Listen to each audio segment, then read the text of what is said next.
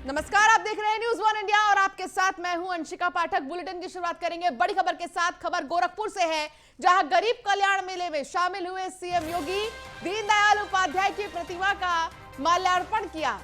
कार्यक्रम को मुख्यमंत्री योगी ने संबोधित भी किया है। बीजेपी सरकार ने गरीबों को फ्री में राशन दिए और इसके साथ ही उन्होंने ये भी कहा कि देश के 80 करोड़ लोगों को फ्री राशन दिया गया है। 15 महीने में 15 करोड़ लोगों को फ्री राशन दिया गया है, ये मुख्यमंत्री योगी आदित्यनाथ ने कहा है। तो गरीब कल्याण मेले में शामिल हुए सीएम योगी। पंडित दीनदयाल उपाध्याय जी की पावन जयंती है। देश के अंदर आदरणीय प्रधानमंत्री नरेंद्र मोदी जी के नेतृत्व में विगत 7 वर्षों के दौरान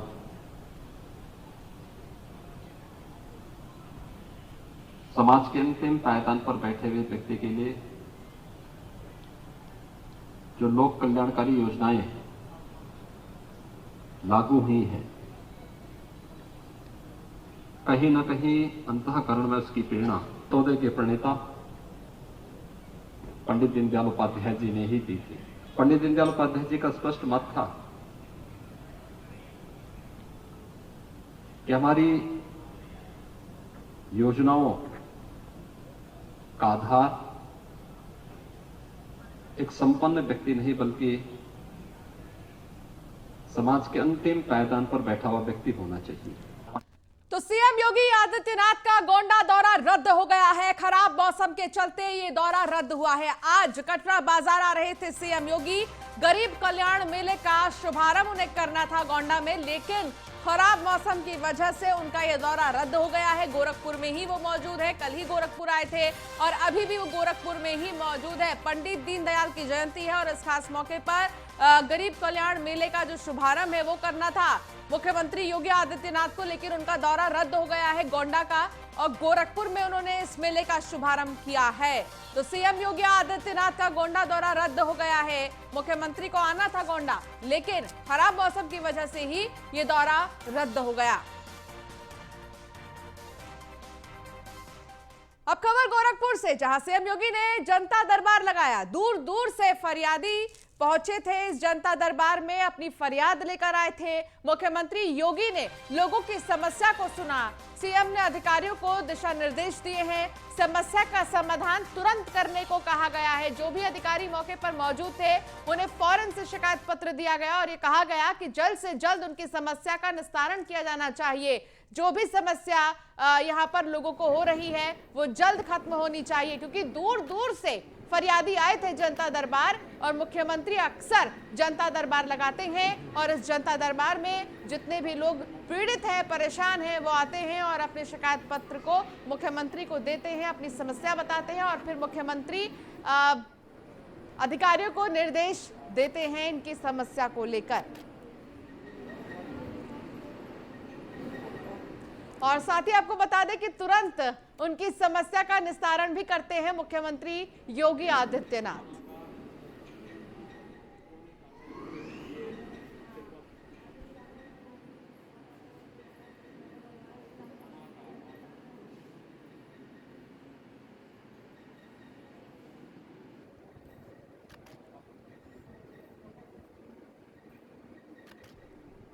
खबर मऊ से है, जहां माफिया के खिलाफ सीएम योगी का ऑपरेशन बुलडोजर लगातार जारी है। मुख्तार के करीबी उमेश सिंह का मार्ट मॉल गिरा दिया गया है। अवैध रूप से तैयार 4 मंजिला सिटी मेगा मार्ट मॉल पर बुलडोजर चला है। करीब 10 करोड़ की लागत से तैयार किया गया था ये मॉल। 3473 स्क्वायर फीट जमीन पर यह मॉल बना था।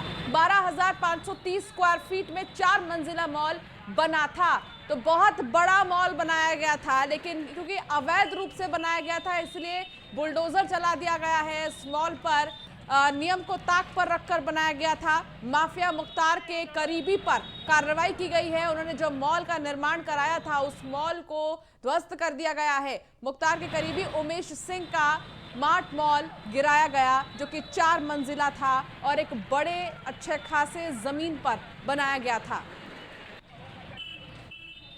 ये भवन संख्या 987 VT का है। ये उमेश सिंह के 3 लड़कों विजय, अजय और विनय सिंह के नाम है। जब वो माइनर थे तब लिया गया था और ये RB एक्ट की धारा 10 के अंतर्गत अवैध करार दिया गया है। सिटी मजिस्ट्रेट के जो नियत प्राधिकारी हैं उनके द्वारा फिर उन्होंने अपील किया था DM साहब के यहाँ से, वहाँ से भी खारिज हुआ है। नगर मजिस्ट्रेट के और नियत प्राधिकारी के आदेश पे गिराया जाए। उमेश सिंह जो है मुख्तार अंसारी जो अंतर स्टेट माफिया हैं उनके सहयोगी हैं हमारे यहाँ पुलिस की कार्रवाई में और पुलिस के अभिलेख में इनके बच्चों का है। तो RB एक्ट के तहत कार्रवाई की जा रही है और इसका ध्वस्तीकरण नियमानुसार सिटी मजिस्ट्रेट के आदेश से किया जा रहा है। इसकी कीमत करीब 10 करोड़ के आसपास आकी गई है कमर्शियल वैल्यू। ये भवन संख्या 987 VT का है। ये उमेश सिंह के 3 लड़कों विजय। तो मुख्तार के करीबी उमेश सिंह का जो मॉल है उसे गिरा दिया गया है क्योंकि इसे अवैध तरीके से बनाया जा रहा था और अवैध तरीके से बनाने की वजह से ही इसे गिराया गया है और इस पर बुलडोजर चलाया गया है।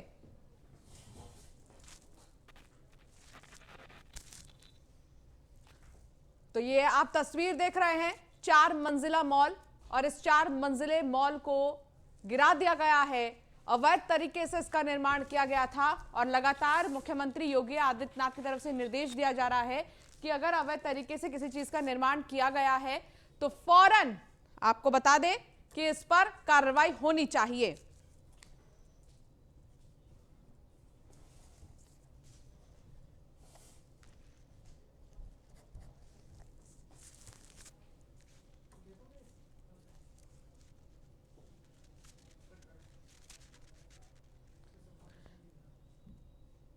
तो बात हम कर रहे थे जहां लगातार अवैध निर्माण को लेकर मुख्यमंत्री योगी आदित्यनाथ सतर्क है, एक्शन में है, लेकिन अब बात हम वापस से करेंगे हमारे ऑपरेशन को लेकर। ऑपरेशन इंजेक्शन की बात लगातार हम कर रहे थे और लगातार वो पर्दे भी हटाने की कोशिश कर रहे हैं जो इतने समय से लगे हुए थे और जो तस्वीर शायद आपने नहीं देखे हैं वो तस्वीर भी आपको दिखाने की कोशिश कर रहे हैं। हमारे साथ ब्रजेश श्रीवास्तव हमारे एसोसिएट एडिटर जुड़ गए हैं और साथ ही हमारे साथ राज्य मंत्री अतुल गर्ग एक्सक्लूसिव जुड़ गए हैं। ब्रजेश जी, over to you.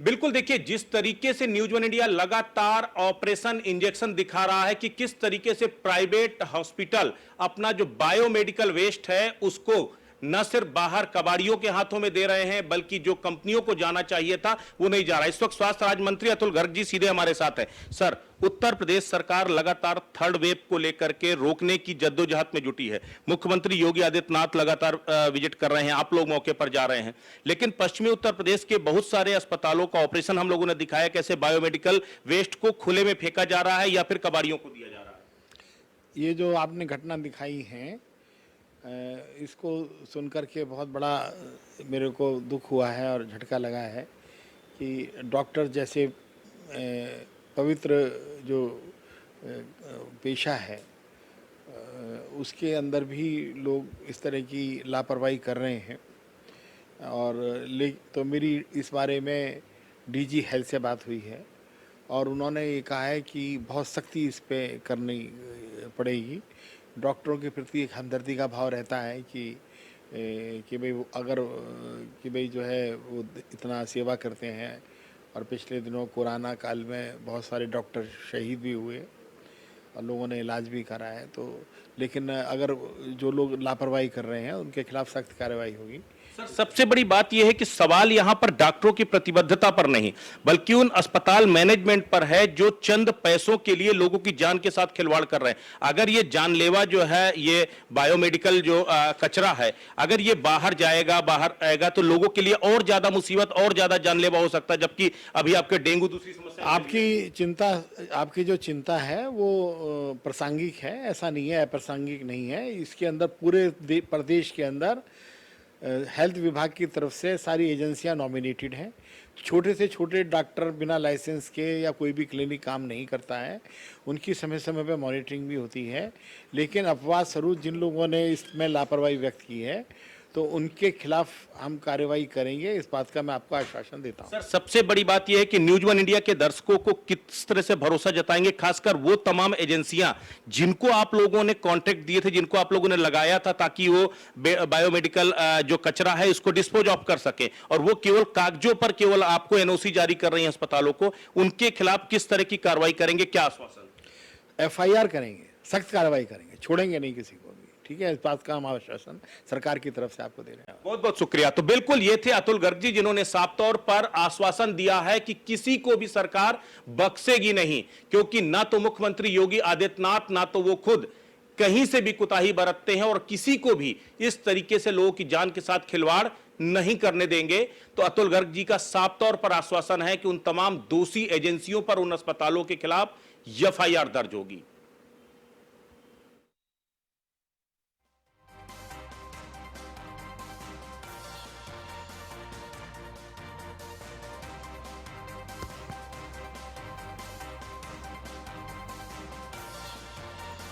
Atul Garg ने कहा है कि डॉक्टर्स को भगवान का दूसरा रूप माना जाता है, लेकिन जिस तरीके से ये तस्वीर सामने आई है उसके बाद कुछ भी कहने से सोचना पड़ रहा है। ये भी कहा है डॉक्टर्स को भगवान का दूसरा रूप माना जाता है, ये अतुल गर्ग ने कहा है। तो बड़ी चीज, अस्पतालों की ये लापरवाही बहुत ही ज्यादा दुर्भाग्यपूर्ण है, ये भी अतुल गर्ग ने कहा है। डॉक्टर्स को भगवान का दूसरा रूप माना जाता है, वाकई डॉक्टर्स को भगवान का दूसरा रूप माना जाता है, और इस तरीके से अगर लापरवाही हुई है तो विश्वसनीयता भी खत्म हो जाती है। दोषियों के खिलाफ कड़ी कार्रवाई करेंगे, ये भी अतुल गर्ग ने कहा है।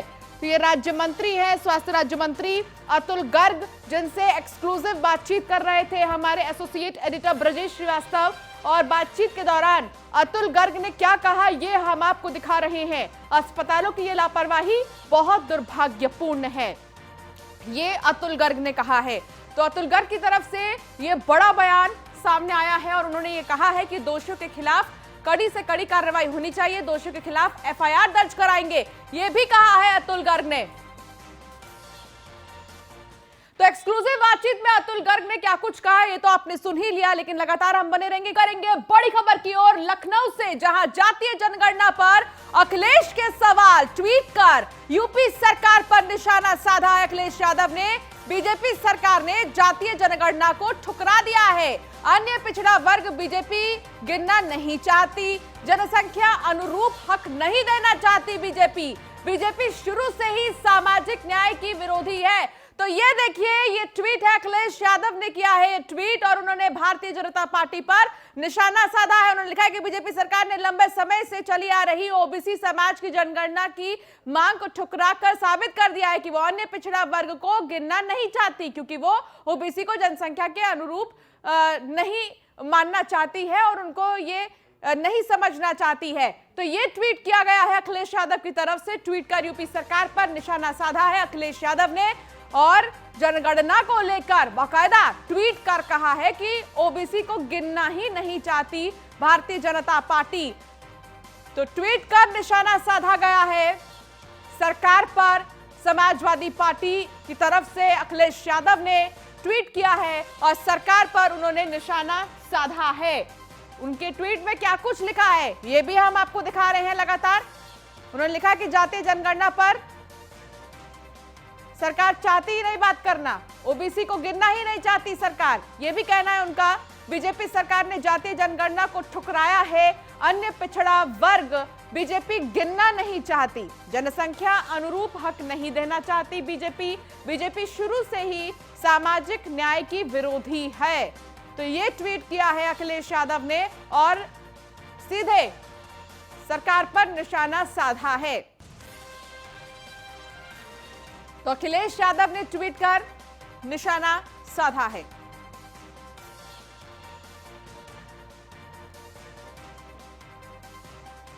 तो ट्वीट कर यूपी सरकार पर निशाना साधा है अखिलेश यादव ने, और अपने ट्वीट में उन्होंने क्या कुछ लिखा है एक तरफ हम आपको लगातार दिखा भी रहे हैं। नगमा शेख हमारी संवाददाता लखनऊ से हमारे साथ जुड़ गई हैं। नगमा, अखिलेश यादव ने सरकार पर निशाना साधा है ओबीसी को लेकर, इस ट्वीट के क्या मायने हैं, सबसे पहले तो यह समझना चाहेंगे। बिल्कुल अंशिका, आपको बता दें कि अखिलेश यादव लगातार जातीय जनगणना की मांग कर रहे थे। लगातार उत्तर प्रदेश ही नहीं, बिहार कहें या महाराष्ट्र कहें, कई राज्य ऐसे हैं जिन्होंने जातीय जनगणना की मांग की थी और प्रधानमंत्री से मुलाकात भी की थी। लेकिन आज अखिलेश यादव ने जिस तरह से ट्वीट करके सरकार पर निशाना साधा है कि ओबीसी जो बैंक, ओबीसी के जो लोग हैं, जो कमजोर तबके के लोग हैं, उनको कहीं ना कहीं जो सरकार है वो नजरअंदाज करी, उनको कमजोर ही रखना चाहती है। जिसको देखते हुए जो हलफनामे में जिस तरह सेंट्रल गवर्नमेंट ने सुप्रीम कोर्ट में हलफनामा दाखिल किया है और उसमें साफ कहा है क्योंकि जो ओबीसी के लोग हैं वो काफी ज्यादा तादाद में है और इतना जल्दी जातीय जनगणना नहीं हो सकती, तो लगातार अखिलेश यादव जातीय जनगणना की मांग करते हुए नजर आ रहे थे। चाहे वो संसद हो या फिर उत्तर प्रदेश के अंदर जहां भी उन्होंने अपनी स्पीच दी या फिर जनसभाएं की, वहां पर लगातार जातीय जनगणना की मांग उन्होंने की और साफ तौर पे कहा कि अगर उनकी सरकार आती है तो जिस तरह ओबीसी को नजरअंदाज किया जा रहा है तो उनको हक उत्तर प्रदेश में अगर उनकी सरकार आती है तो उनको पूरा मिलेगा और इसी आधार पर वो लगातार जातीय जनगणना की मांग कर रहे थे। और अब जिस तरह हलफनामा दायर होने के बाद अखिलेश यादव ही नहीं, मायावती ने भी ट्वीट करके कहा है कि ओबीसी के जो लोग हैं, जो कमजोर तबके के लोग हैं, उनको कहीं ना कहीं सरकार नजरअंदाज कर रही है, जिसकी वजह से जाति जनगणना जो है वो कराने के लिए मना कर रही है सरकार। ठीक है नगमा, बहुत शुक्रिया इस तमाम जानकारी के लिए। तो वही आपको बता दें कि आज हो सकता है विधान परिषद सदस्यों के मनोनीत होने का ऐलान। सीएम योगी के दौरे से लौटने के बाद होगी घोषणा। विधान परिषद में 4 सदस्य किए जाने हैं मनोनीत, तो आज हो सकता है ये चीज सीएम योगी के दौरे से लौटने के बाद घोषणा होगी। विधान परिषद में 4 सदस्य किए जाने हैं मनोनीत, तो विधान परिषद में 4 सदस्य मनोनीत किए जाने हैं और इसको लेकर आज हो सकता है विधान परिषद सदस्यों के मनोनीत होने का ऐलान। मुख्यमंत्री का दौरा है, गोरखपुर में मुख्यमंत्री है और आज क्योंकि पंडित दीनदयाल की जयंती है तो इस मौके पर कई सारे कार्यक्रम ऐसे हैं जिसमें मुख्यमंत्री शामिल हो रहे हैं। लेकिन इस दौरे के बाद कहा जा रहा है कि आज हो सकता है विधान परिषद सदस्यों के मनोनीत होने का ऐलान।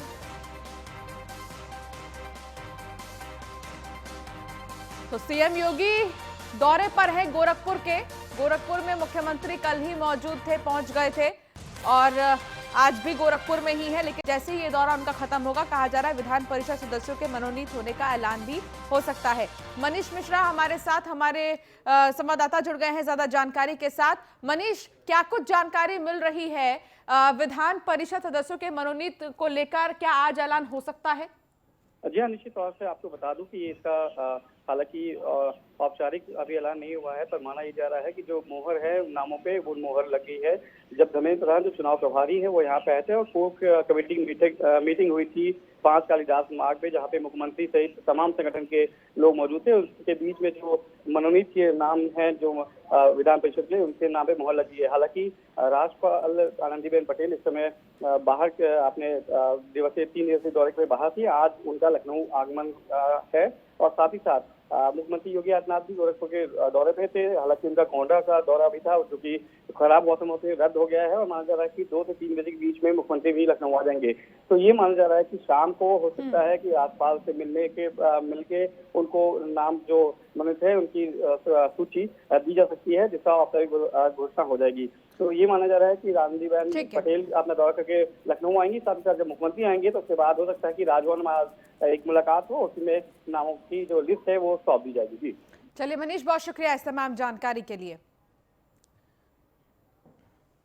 तो वहीं लखनऊ में बदमाशों के हौसले बुलंद हैं। बीएसपी के वरिष्ठ नेता के बेटे पर चाकू से हमला किया गया है। बीएसपी के नेता, आपको बता दें कि एमएच खान के बेटे खुर्रम खान पर हमला किया गया है। 2 अन्य पर भी बदमाशों ने हमला किया है। हमले से बीएसपी नेता का बेटा घायल हो गया है।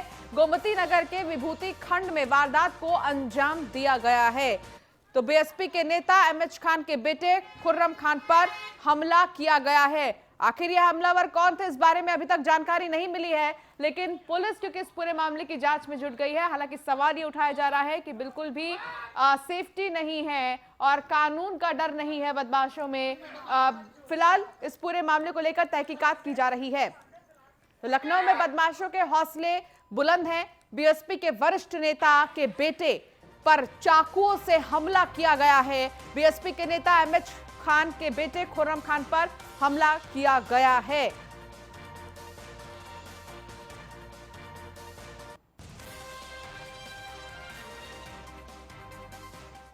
बढ़ते खबरों में आगे, बलिया में यूपी के राज्य मंत्री स्वतंत्र प्रभार उपेंद्र तिवारी ने 4.5 साल के विकास का ब्यौरा दिया है। इस दौरान उन्होंने प्रति व्यक्ति आय 97 रुपए से ऊपर बताया है, जबकि मरीजों के इलाज के लिए 72,000 का आय प्रमाण पत्र बनाने के लिए अधिकारियों को आदेश दिया है। इस दौरान मंत्री उपेंद्र तिवारी युवाओं की आय बढ़ाने की सरकार की योजना के सवाल पर भड़क गए और कहा कि चश्मे का लेंस बढ़ाएं।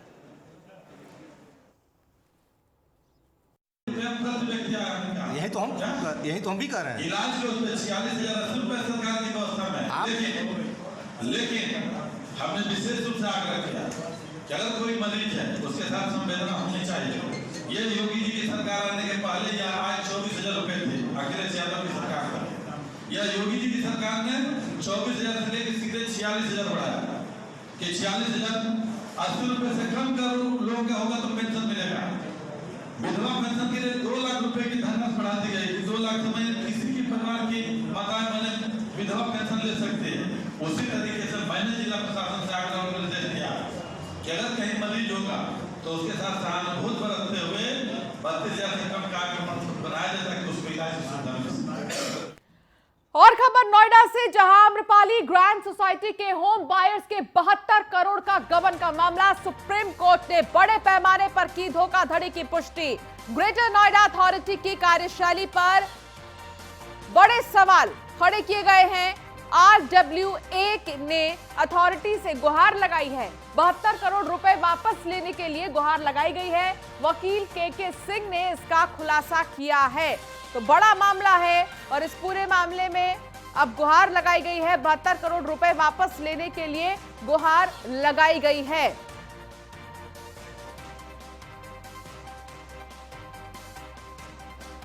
ये लेटर आम्रपाली ग्रांट के होम बायर्स ने अपनी RWA के द्वारा CEO ग्रेटर नोएडा और कोर्ट रिसीवर सुप्रीम कोर्ट को दिया है, जिसके अंदर आम्रपाली ग्रांट के होम बायर्स ने जो माननीय सुप्रीम कोर्ट का 2019 में जो जजमेंट आया था, जिसके अंदर आम्रपाली प्रोजेक्ट से संबंधित फॉरेंसिक जांच हुई थी और जिसमें पाया गया था कि करीब 8,000 करोड़ रुपए का गबन हुआ था। उस 8,000 करोड़ के अंदर आम्रपाली ग्रांट प्रोजेक्ट का करीब 72 करोड़ रुपया था, जो फॉरेंसिक ऑडिट में जिसकी जांच हुई थी और सुप्रीम कोर्ट ने ये माना था कि ये बिल्कुल कन्फर्म है कि 72 करोड़ रुपया आम्रपाली ग्रांट का निकला हुआ है यहाँ से। और चलिए फिलहाल इस बुलेटिन में इतना ही। आप बने रहिए न्यूज़ 1 इंडिया के साथ। नमस्कार।